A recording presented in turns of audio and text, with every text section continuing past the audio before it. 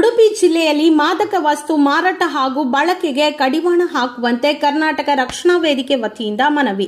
ಕರ್ನಾಟಕ ರಕ್ಷಣಾ ವೇದಿಕೆ ಪ್ರವೀಣ್ ಶೆಟ್ಟಿ ಬಣದ ವತಿಯಿಂದ ಉಡುಪಿ ಜಿಲ್ಲೆಯಲ್ಲಿ ಮಾದಕ ವಸ್ತು ಮಾರಾಟ ಹಾಗೂ ಬಳಕೆಗೆ ಕಡಿವಾಣ ಹಾಕುವಂತೆ ಜಿಲ್ಲಾ ಪೊಲೀಸ್ ವರಿಷ್ಠಾಧಿಕಾರಿಯವರಿಗೆ ಮನವಿಯನ್ನ ನೀಡಲಾಯಿತು.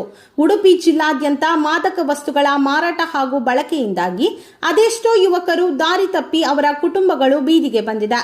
ಕೆಲವು ಜಾಗಗಳಲ್ಲಿ ಮಾದಕ ವಸ್ತುಗಳು ಅಂಗಡಿಗಳಲ್ಲಿ ಚಾಕ್ಲೇಟ್ ದೊರೆಯುವಷ್ಟು ಸಲೀಸಾಗಿ ದೊರೆಯುತ್ತಿರುವುದು ದುರಾದೃಷ್ಟಕರ ಸಂಗತಿ. ಇದಕ್ಕೆ ಬಲಿಯಾಗುತ್ತಿರುವ ಮಕ್ಕಳ ತಂದೆ ತಾಯಿಯರ ರೋದನೆ ಕೇಳತಿರದ್ದು. ಇತ್ತೀಚೆಗೆ ಹನಿ ಟ್ರ್ಯಾಪ್ನಂತಹ ಜಾಲಕ್ಕೆ ಸಿಲುಕಿ ಮರ್ಯಾದೆಗೆ ಅಂಜಿ ಆತ್ಮಹತ್ಯೆಗೈದಿರುವ ಕಾರ್ಕಳ ತಾಲೂಕಿನ ನಿಟ್ಟೆ ಗ್ರಾಮದ ಅಭಿಷೇಕ್ ಆಚಾರ್ಯನ ವಿಚಾರದಲ್ಲಿ ಸಂಘಟನೆ ಜಿಲ್ಲಾ ಪೊಲೀಸ್ ವರಿಷ್ಠಾಧಿಕಾರಿಯವರ ಗಮನ ಸೆಳೆಯ ಬಯಸುತ್ತದೆ.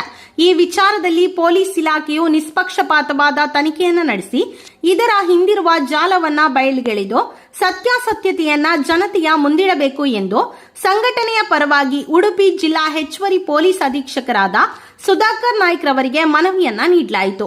ಉಡುಪಿ ಜಿಲ್ಲೆಯಲ್ಲಿ ಕಾಡುತ್ತಿರುವ ಮಾದಕ ದ್ರವ್ಯಗಳ ಜಾಲವನ್ನ ಬುಡ ಸಮೇತ ಕಿತ್ತು ಹಾಕಿ ಸ್ವಸ್ಥ ಸಮಾಜ ಹಾಗೂ ಅಪರಾಧ ರಹಿತ ಸಮಾಜವನ್ನ ನಿರ್ಮಿಸಬೇಕಾಗಿ ಕಾರ್ಕಳ ತಾಲೂಕು ಅಧ್ಯಕ್ಷರಾದಂತಹ ಹನೀಫ್ ಈ ಸಂದರ್ಭ ಮನವಿಯನ್ನ ಮಾಡಿದ್ರು. ಈ ಸಂದರ್ಭದಲ್ಲಿ ಕರ್ನಾಟಕ ರಕ್ಷಣಾ ವೇದಿಕೆಯ ಗೌರವಾಧ್ಯಕ್ಷರಾದ ಅನ್ಸರ್ ಅಹಮದ್, ಜಿಲ್ಲಾಧ್ಯಕ್ಷರಾದ ಸುಜಯ್ ಪೂಜಾರಿ, ಮಹಿಳಾ ಜಿಲ್ಲಾಧ್ಯಕ್ಷರಾದ ಜ್ಯೋತಿ ಶೇರಿಗರ್ತಿ, ಉಪಾಧ್ಯಕ್ಷರಾದ ಸೈಯದ್ ನಿಜಾಮುದ್ದೀನ್, ಮಹಿಳಾ ಉಪಾಧ್ಯಕ್ಷರಾದ ದೇವಕಿ ಬಾರ್ಕೂರು, ಕಿರಣ್ ಪ್ರತಾಪ್, ಜಿಲ್ಲಾ ಪ್ರಧಾನ ಕಾರ್ಯದರ್ಶಿ ಅನುಷಾ ಆಚಾರ್ಪಳ್ಳಿ, ಗೌರವ ಸಲಹೆಗಾರರಾದ ಜಯಪ್ರಕಾಶ್ ಶೆಟ್ಟಿ, ಸಂಘಟನಾ ಕಾರ್ಯದರ್ಶಿ ನಾಗರಾಜ್, ಜಿಲ್ಲಾ ಸದಸ್ಯರಾದ ಮಂಜುನಾಥ್, ಚಂದ್ರಕಲಾ, ಕಾರ್ಕಳ ತಾಲೂಕು ಅಧ್ಯಕ್ಷರಾದ ಹನೀಫ್ ಮದರ್ ಇಂಡಿಯಾ, ಗೌರವಾಧ್ಯಕ್ಷರಾದ ಶಾ ನವಾಜ್ ಬಂಗ್ಲಗುಡ್ಡೆ, ಉಪಾಧ್ಯಕ್ಷರಾದ ರಿಜ್ವಾನ್, ಸೈಯದ್ ಇಕ್ಬಾಲ್, ಇಮ್ತಿಯಾಜ್, ಪ್ರಧಾನ ಕಾರ್ಯದರ್ಶಿ ಸುರೇಶ್ ಆಚಾರ್ಯ, ಸಂಘಟನಾ ಅಧ್ಯಕ್ಷರಾದ ಮುನವರ್ ಕೈಕಂಬ, ಸಂಘಟನಾ ಕಾರ್ಯದರ್ಶಿ ಅಬುಬಕ್ಕರ್ ಮೊದಲಾದವರು ಉಪಸ್ಥಿತರಿದ್ದರು. ಮಾದಕ ದ್ರವ್ಯ ಒಂದು ಮಾರಾಟ ಮತ್ತು ಬಳಕೆಯನ್ನು ಬುಡ ಸಮೇತ ಕಿತ್ತು ಹಾಕಿ ಒಂದು ಸ್ವಸ್ಥವಾದ ಸಮಾಜ ಹಾಗೂ ಅಪರಾಧ ರಹಿತ ಸಮಾಜ ನಿರ್ಮಾಣ ಮಾಡಬೇಕನ್ನೋಂಥ ಒಂದು ಮನವಿಯನ್ನು ಕೊಟ್ಟಿದ್ದೇವೆ.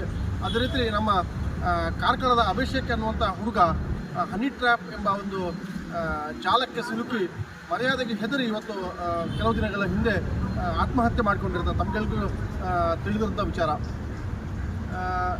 ಬಹುಶಃ ಇದರ ಹಿಂದೆ ಮಾದಕ ದ್ರವ್ಯದ ಒಂದು ಜಾಲವು ಇದೆ ಅನ್ನುವಂತಹ ಗುಮಾನಿ ಎಲ್ಲರಲ್ಲೂ ಇದೆ. ಅದರೊಟ್ಟಿಗೆ ಯಾವ ಹುಡುಗನ ಹೆಸರು ಅದೇ ಪ್ರಕರಣದಲ್ಲಿ ತೇಜು ಅನ್ನುವಂಥ ಇನ್ನೊಬ್ಬ ಹುಡುಗ ನಾಪತ್ತೆಯಾಗಿದ್ದಾನೆ. ಇಷ್ಟು ದಿನ ಕಳೆದರೂ ಸಹ ಆ ಹುಡುಗನ ಯಾವುದೇ ಪತ್ತೆ ಆಗಿರುವುದಿಲ್ಲ. ಅದೇ ರೀತಿ ಪೊಲೀಸ್ ಇಲಾಖೆಯ ಮೇಲೆ ನಮಗೆ ಸಂಶಯ ಅನ್ನುವಂಥದ್ದು ನಾವು ಮಾತಾಡ್ತಾ ಇಲ್ಲ. ಪೊಲೀಸ್ ಇಲಾಖೆ ಎಲ್ಲ ಒಂದು ಕಡೆ ಮೇಲ್ನೋಟಕ್ಕೆ ಕಾಣ್ತಾ ಇರುವಂಥದ್ದು ಸರಿಯಾಗಿ ತನಿಖೆ ನಡೆಸ್ತಾ ಇಲ್ಲ, ಅಥವಾ ಅದು ನಮ್ಮ ಭ್ರಮೆಯೋ ಅಥವಾ ನಿಜವಾಗಿ ಹಾಗೆ ಆಗ್ತೇವೆ ಅಂತ ನಾವು ಅದಕ್ಕೆ ಆರೋಪ ಮಾಡಲಿಕ್ಕೆ ತಯಾರಿಲ್ಲ. ಆದರೂ ಪೊಲೀಸ್ ಇಲಾಖೆಯು ನಿಷ್ಪಕ್ಷಪಾತವಾದ ತನಿಖೆ ನಡೆಸಿ ಅದರಲ್ಲಿ ಏನು ಸತ್ಯಾಸತ್ಯತೆ ಇದೆ ಜನತೆ ಮುಂದೆ ಇಡಲಿ ಅನ್ನುವಂಥದ್ದೇ ನಮ್ಮದೊಂದು ಒಂದು ಕಳಕಳಿಯ ವಿನಂತಿ. ಹಾಗಾಗಿ ಪೊಲೀಸ್